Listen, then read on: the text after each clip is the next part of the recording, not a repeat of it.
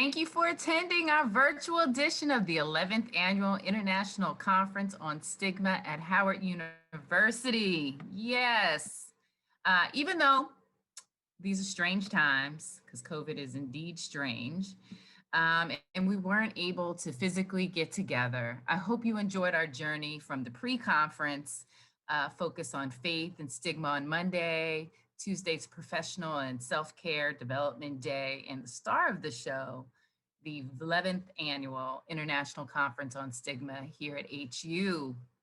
Of course, we had some technical challenges here and there, but who doesn't these days? Y'all know what's going on. But we got through them and we learned a lot. The replay of the sessions for the conference can be found at whocanyoutell.org and will be put up shortly. Hopefully we'll take out some of those audio challenges we had.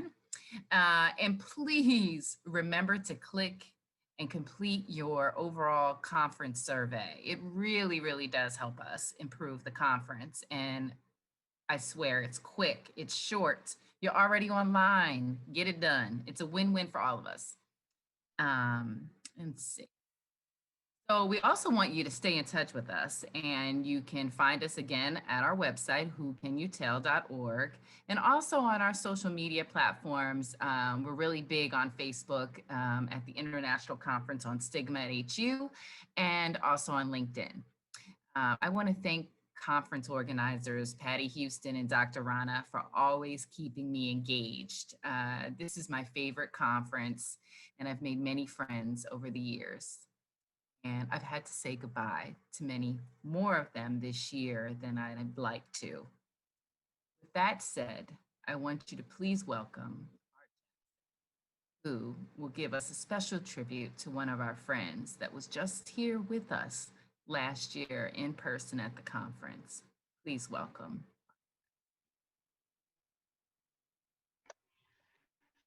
Good afternoon, everyone, and thank you for having me at the conference this year. I'm more than happy and more than blessed to be a part of this. Patty and Dr. Ron, thank you also for thinking of me. This is more than an honor, and I'm grateful that I can pay tribute to a brother who I think is not only a pioneer, but legendary in the work that he's done in the field of HIV and AIDS in 2020. So without further ado, I'm doing a dedication to Dr. Ronald Simmons of us helping us. And before I get started, I just want to say, that what did Dr. Ron mean to me? Dr. Ron um, was you know was beyond for me was um, beyond a friend. He was um, he was someone who mentored. He was someone who gave me an opportunity to not only live but be the best that I could in this. And what I mean in this, I mean in becoming the best that I could be. I I I I I don't have words sometimes. My words sometimes I sometimes lose the essence of what I want to say, and I hope that that's not the place. I'm trying to also as I'm doing this get this PowerPoint together. So just give me a second. But I know let's start with who Dr. Ron was. Dr. Ron was a Black gay man who in 1985 started Us Helping Us, People into Living, which was a HIV, the first HIV, one of the first Black gay organizations in the country. And what else helping us did was it gave voice and it gave face to um to what um to what black people and especially black gay men faced when it came to HIV. And so for me, it was the first time that I got to hear about HIV from a standpoint of other black gay men. Um, and so with that being said, it allowed us to have an opportunity to say, hey, you know,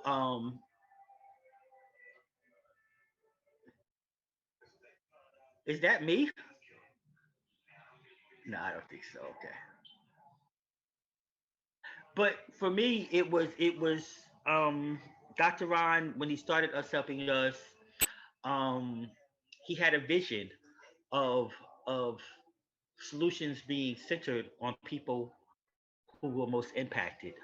Um, and what I loved about Ron was, again, I had never had that opportunity to literally be in a place where I had a voice. And so for me, that mattered. That mattered more than words could say. It mattered more than than I could ever in a million years think. So I just I hope that I'm conveying the essence of who Ron was. I met Ron when I was working with Dr. Mark Cologne from My Brother's Keeper, the late Dr. Mark Cologne. And in meeting with Dr. Cologne, we were doing a health shule with Kevin Anderson. He's the executive director of AIDS Houston Foundation, and Coffee of Beef, and Lewis Hicks from the South Carolina Department of Health. And it was six of us, and we were meeting in D.C. And the first meeting, we went after the first night of sessions, classes, day of sessions, classes. We went to Us Helping Us and met with Dr. Ron and his staff. And not only did we meet with them that evening, but they had dinner for us there. And when we had dinner there, um, the most amazing thing about it was that you know I had an opportunity to sit next to Dr. Ron. And when I sat next to Dr. Ron, we were talking, and he said, "Well, who are you?" And I'm telling him about myself, and we're talking. And he sat there and he listened. And after a while, he said, "So what do you want to do?" And I said, "I want to make an impact. I want to be like you. I want to try and maybe change the trajectory." And he said, "Well, that's easy. Um, that's easy to do. That's easy to accomplish. Just continue doing what you're doing. Sit back and learn. You don't have to talk too much. You just sit back and listen. Make sure that your work is dedicated to helping. Take your ego out of it. Um, don't care about what people say." Um, and he said, "Give back." And what he meant by give back, he said, when I say give back, he said to young people, pull young people up to you and pour into them. I'm looking at a picture of Dr. Ron and Dr. Keith Green out of Chicago, and Dr. Mark, bless him, was amazing. But Dr. Keith, what I saw was people like Dr. Keith Green in Chicago, and Daniel Driffin in Atlanta, and Daniel Downer in Florida, and from Kind of Narrative, Charles Stevens out of Atlanta, and even with D. Mark Hitton, who's now the executive director of Us Helping Us, he was actually working at My Brother's Keeper with Dr. Mark Cologne when we visited Us Helping Us with Dr. Ron, and to see that Dr. Ron had enough vision to not only step down, but step down, and he chose another revolutionary person in Dr. D. Mark Hitton to become his executive director. For me, was was passing the torch. It was what he how he lived. It was who Dr. Ron was. Um, from being the chairperson of the Presidential Council on HIV and AIDS to starting his own consulting when he left Us Helping Us. He didn't go to just retire. He left Us Helping Us, and then started his own consulting and Bodemi, and looking at other ways to be impactful and reach black gay men and black people and people of color, and our allies. Um, I miss leaders like that. I miss leaders who were so visionary that um, they chose to really become masters and pioneers again, and to look back um, to look back, um, and to want to be able um, to to say when it's all said and done, they their work speaks for itself. Dr. Ron's work speaks for itself. If you knew Ronald Simmons, if you knew Dr. Ron, if you knew Ron, then you know that we didn't have. You don't have to say anything. It is what it is. It is what it is. He he revolutionized how we did HIV work. Um, he revolutionized how and why we are able to do some of the things that we're able to do today. I myself, um, I'm grateful. I'm grateful that I had a brother like that in my life to give me the opportunity and chance to do what I'm doing today. I wouldn't be in this field if it wasn't for Dr. Ron. I wouldn't be able to do many of the things that I'm able to do if it wasn't for Dr. Ron. He he allowed me the opportunity and the chance to say to open my voice and say that I have a voice here. Um, he allowed and his ego wasn't that big. He knew when to step up, but he also knew when to step back. It was because of him that I got to go to the White House and meet Barack and Michelle. It was because of him, many a times that I was able to just pick up the phone and call and say, "Hey, Doc, I'm really going through a whole lot right now," and he would say, "It's all right. It's all right. You're supposed to." Um, I look at his smile. I look at him like I said with Dr. Hinton. Um, I look at all of those things that though he's not here with us today, his work speaks for itself.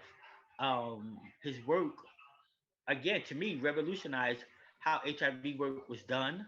The mere fact that his agency is still here 30 years later, when many agencies, black, white, or indifferent, are not, speaks to his vision.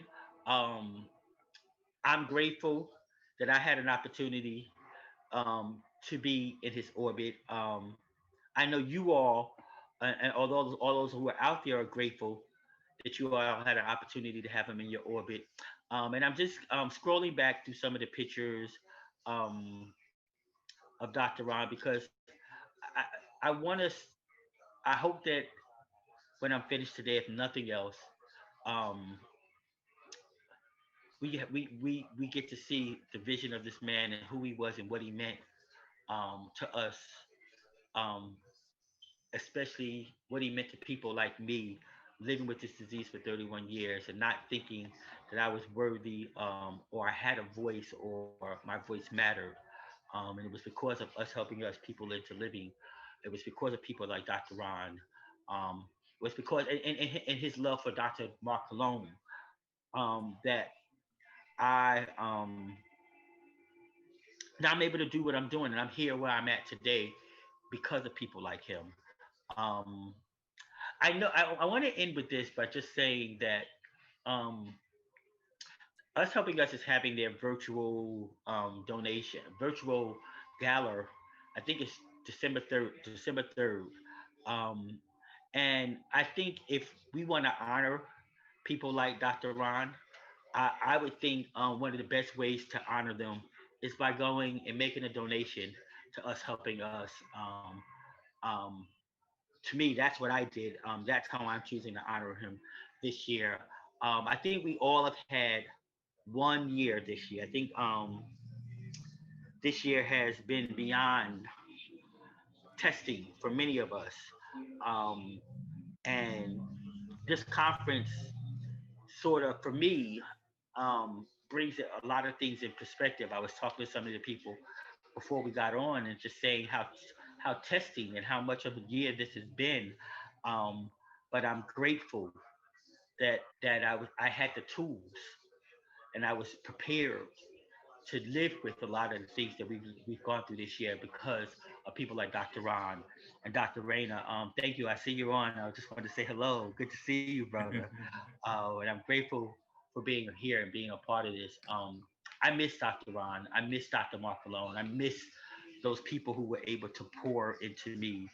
Um, but I'm grateful that I see people like Dr. Keith Green out of Chicago, and some of the Daniel Downer and Charles Stevens and these young brothers that are doing the legacy work that Dr. Ron started. So with that, I'm going to close, Patty.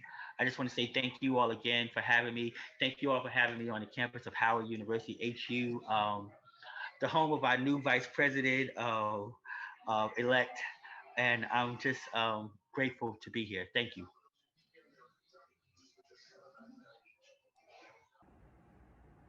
Good afternoon. I am Reverend Dr. Cynthia Bell, the pastor of Mount Zion United Methodist and Harwood Park United Methodist Churches in Laurel and Elkridge.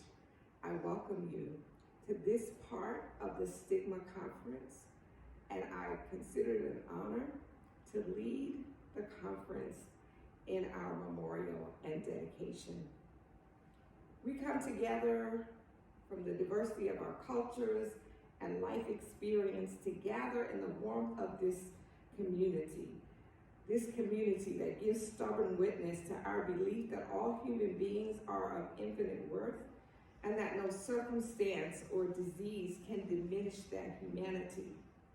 We further believe that we are called to be witnesses to that human dignity by remembering those who have gone before, by honoring those among us who continue to fight against the various stigmas that are prevalent in our society, and by continuing the fight to erase the stigma from diseases and life circumstances that so often cripple.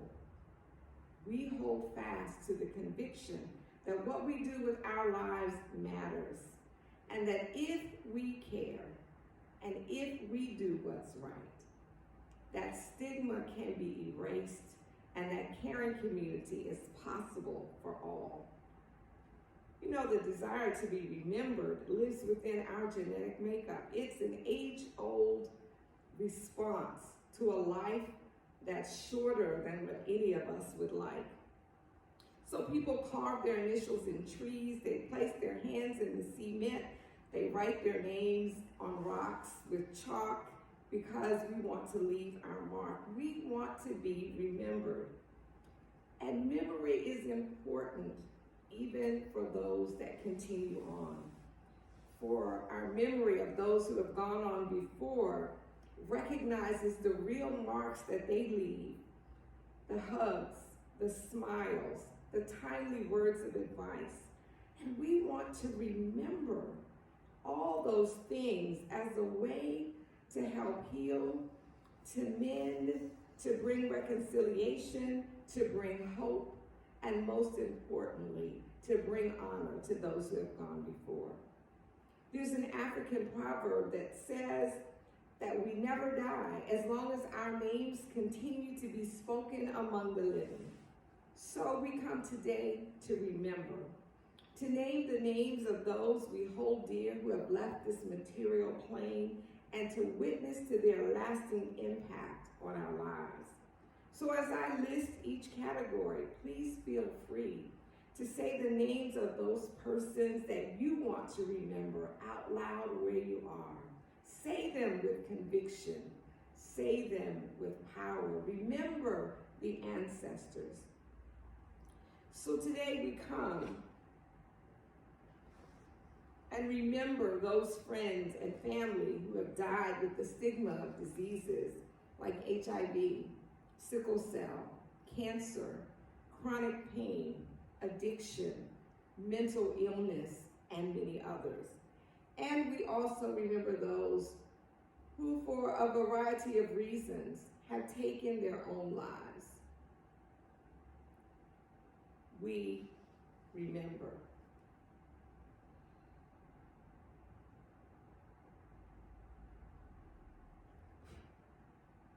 We remember those who died this year as a result of state-sanctioned violence and police brutality. The list is long, but God knows each name.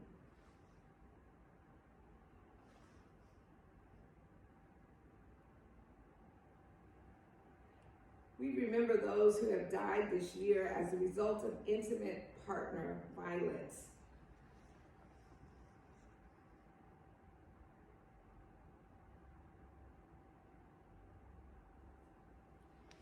We remember those who have died as a result of natural disasters like hurricanes, tornadoes, forest fires, earthquakes, and tsunamis.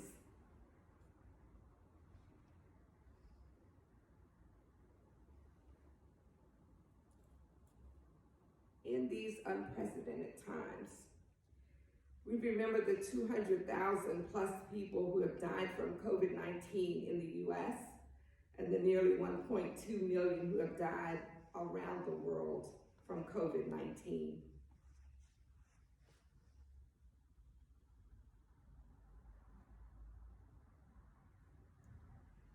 In the rising of the sun and it is going down, we remember those who have gone before. In the blowing of the wind and in the chill of the winter, we remember them. In the opening of the buds and in the rebirth of spring, we remember them. In the blueness of the sky and the warmth of the summer, we still remember them. In the rustling of the leaves and in the beauty of autumn, we remember them. In the beginning of the year and when it ends, our hearts remember them. When we are weary and in need of strength, we remember them and we receive power to move forward. When we're lost and sick at heart, we remember them and their memory brings us joy. So as long as we live, they too shall live, for they are now a part of us as we remember them. Go forward from this day with a small flickering of light in our souls, that light from the memory of those who we hold dear. We are blessed to have the memory of those we love, and now we are called to go in peace. Okay. Well, good afternoon and good evening, everybody, and Assalamu alaikum wa rahmatullahi wa barakatuhu. My name is Sohail Rana, and some of you know me, some you don't. It's been a journey for me learning about HIV, learning about stigma, and how HIV affects, how stigma affects HIV and many, many other illnesses, and how many different situations get piled on or they intersect with HIV, mental illness, and other similar conditions. It is really sad. Over the last 5 days, I learned a lot. Thank you for all the speakers and participants and those of you who were just listening. This was an amazing experience. I truly learned a lot. I cried many times and I laughed many times. And I was so pleased and honored that I was a part of this one event, this one wonderful event that my team, and I'm so proud of them. And I would mention Lisa, Patty.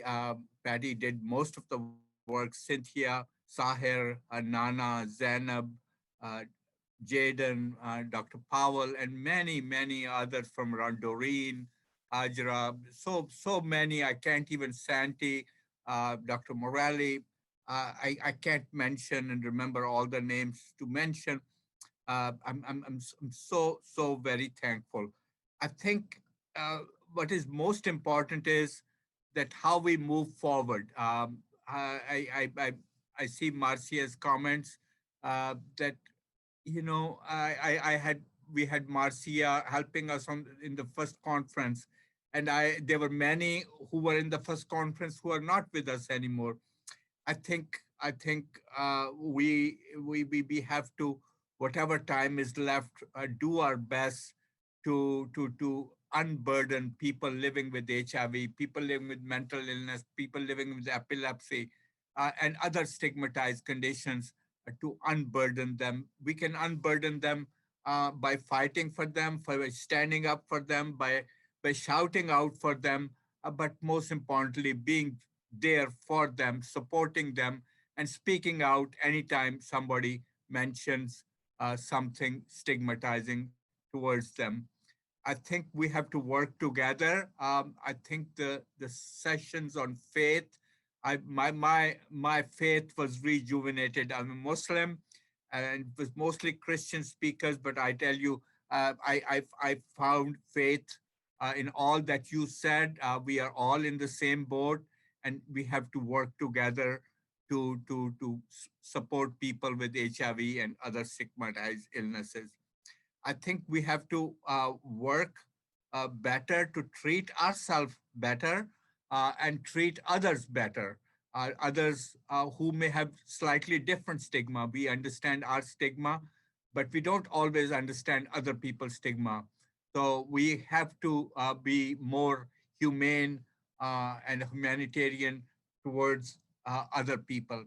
I think the only way we'll be able to earn some justice for ourselves is if we fight for justice for other people.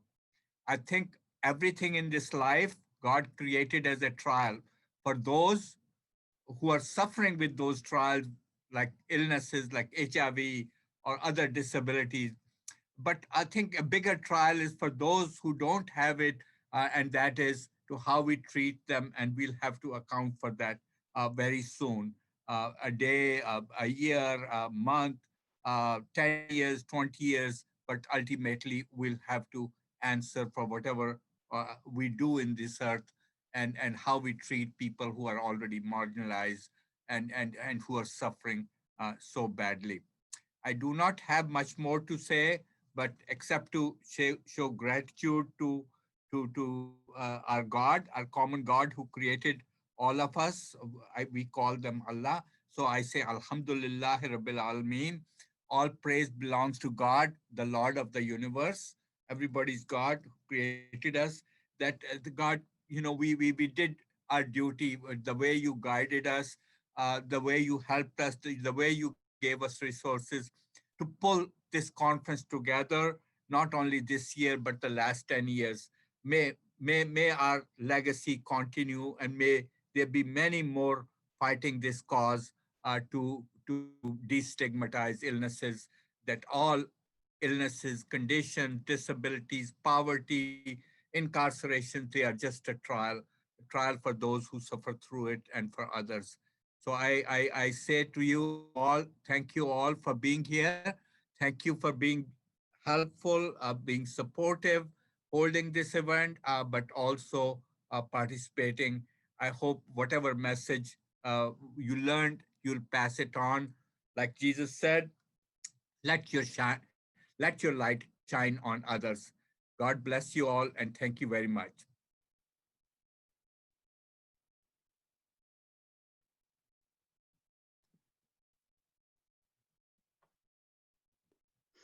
Hi, this is Patty Houston. I'm one of the coordinators for this event, and most of you have probably seen me all over the place on email and everywhere else. I want to thank you for attending, and we're going to do one final raffle now. We're going to call a few names. Hopefully, if someone's here, they can claim the raffle. If we get up to the fifth person and we haven't found anyone, we will award the raffle to that fifth person. So if somebody can see anybody chatting in of a name that I call, please let me know. Okay, our first name is Sheila Crockett. Is Sheila Crockett online?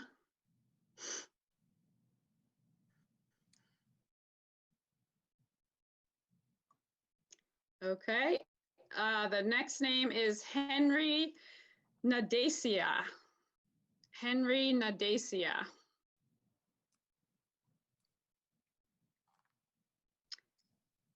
Okay, next we have Melanie Lawrence. Is Melanie here?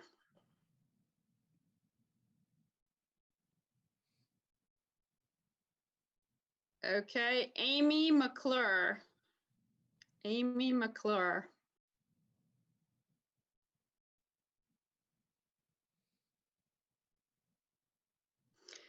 Okay, well, the fifth lucky recipient then will be Sunny Slaughter. So Sunny Slaughter, if you're here, you can check in. If not, we will reach out to you by email.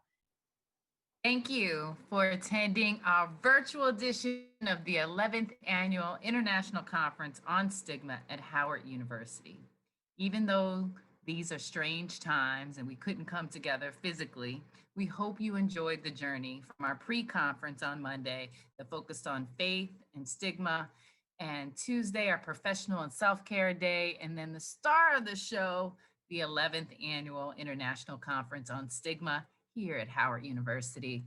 Of course, we had some technical challenges. Who doesn't these days? But we got through it and we learned so much. And remember, the replay of the sessions will be available on our website at whocanyouTell.org. And please remember to click and complete your overall conference evaluation, which will be emailed to you. It is quick and short and will help us improve the conference. You're already online. It's online. It's easy peasy. Make it happen. We wish that you will stay in touch with us and maybe volunteer for next year's conference. Maybe it'll be in person. We don't know yet. There are a couple ways to stay in touch with us. You can totally, again, engage with us on our website at whocanyouTell.org and also on our social media platforms, the International Conference on Stigma at HU on both LinkedIn and Facebook. I want to thank conference organizers again, Patty Houston and Dr. Rana, for always keeping me and everyone engaged in this conference. This is by far my favorite conference to attend every year, and I've been here every year. With that said, see you next year. We'll probably have our confirmation date by next month, so stay tuned.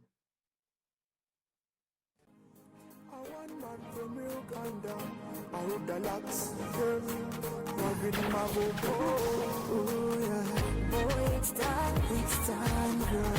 Oh, it's time, girl. It's time, girl. To fight HIV. Oh, it's time, girl. Oh, it's time, girl. It's time, girl. To fight HIV. China kunyo chiduma. And what they are chasing.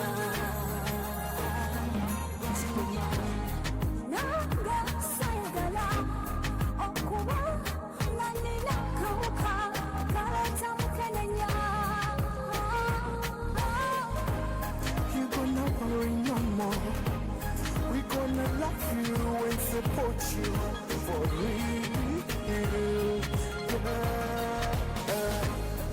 Bomela dala liomo bulungi, we ya dale ya bulungi, ojuko kama se. Oh, it's time, girl.